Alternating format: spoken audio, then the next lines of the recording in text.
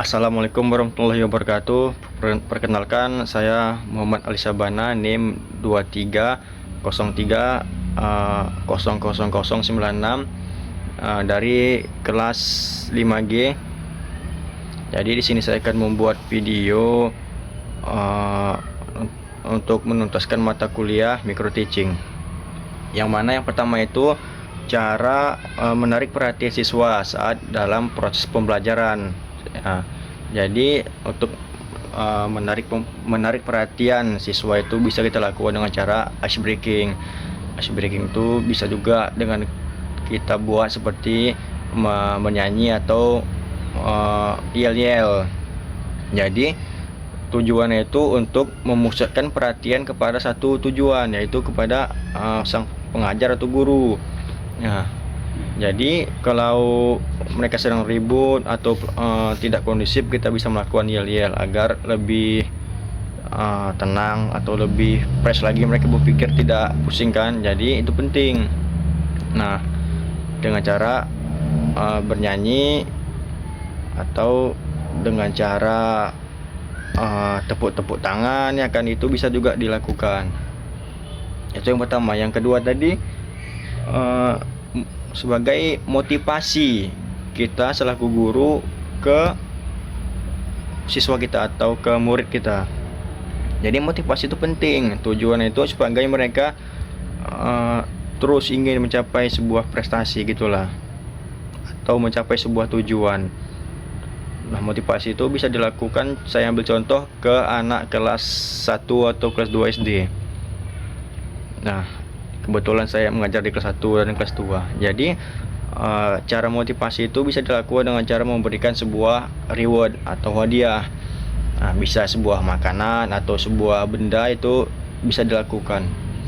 Nah, saat kita memberikan makanan atau benda kepada siswa kita, yang dapat pasti akan merasa lebih semangat dalam belajar. Yang belum dapat pasti akan terus bagaimana cara dia tuh agar mendapatkan hadiah tersebut. Nah, jadi terbakar semangat dia tadi kan untuk mendapatkan sebuah tujuan yang dia inginkan. Itulah fungsi dari motivasi kepada siswa tadi atau di proses pembelajaran. Baru yang ketiga itu acuan bahan ajar.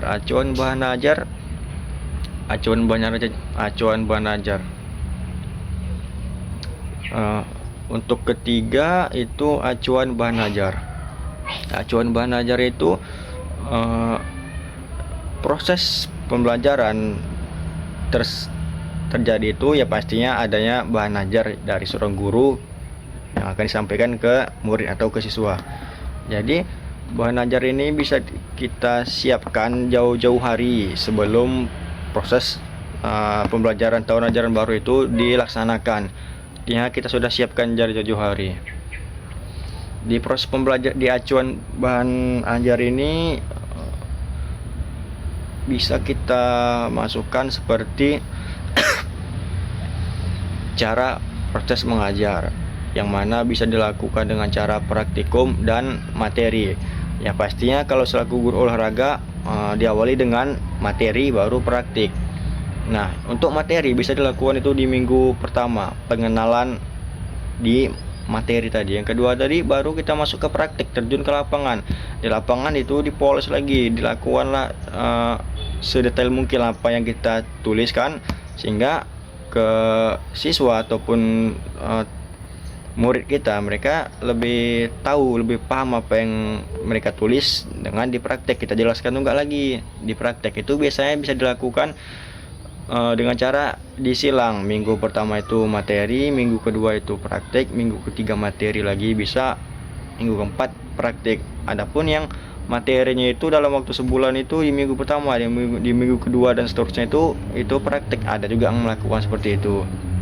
Baru yang keempat kita masuk ke